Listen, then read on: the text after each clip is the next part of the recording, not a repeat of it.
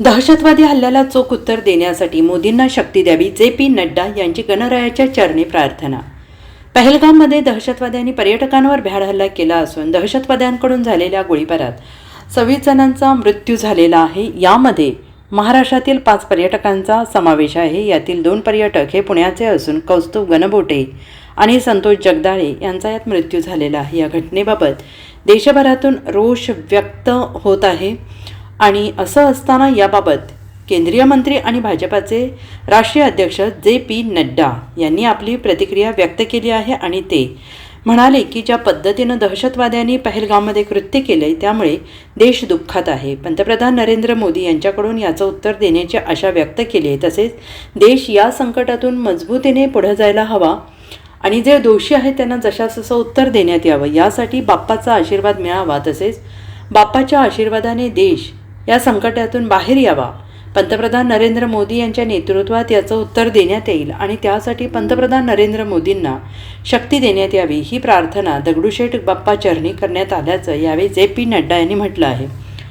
भारतीय जनता पक्षाचे राष्ट्रीय अध्यक्ष जे.पी. नड्डा हे आज पुणे दौऱ्यावर असताना त्यांनी पुण्यातील श्रीमंत दगडूशेठ हलवाई गणपती बाप्पाचे दर्शन घेतले. यावेळी मंदिरात अभिषेक करत पहलगाम घटनेबाबत जशासं उत्तर देण्यासाठी पंतप्रधानांना शक्ती मिळावी ही प्रार्थना करण्यात आली. यावेळी केंद्रीय राज्यमंत्री मुरलीधर मोहोळ, आमदार हेमंत रासने, श्रीमंत दगडूशेठ गणपती मंदिराचे पदाधिकारी उपस्थित होते. आज गणपति बापा मौर्य जी के आशीर्वाद प्राप्त करने के लिए मैं यहाँ पर आया और जिस तरीके से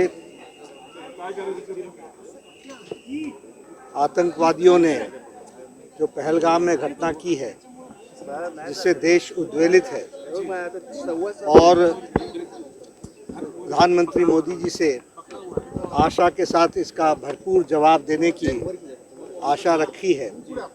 साथ ही साथ देश मजबूती से आगे इस संकट से बढ़े और माकूल जवाब उन लोगों को जो इसके पीछे दोषी हैं उनको दिया जाए, इसके लिए भगवान गणेश जी का आशीर्वाद मिले और उनकी सुबुद्धि शक्ति के माध्यम से भारत इस संकट काल की घड़ी से उभर करके आगे आएगा और मोदी जी के नेतृत्व में इसका भरपूर जवाब दिया जाएगा।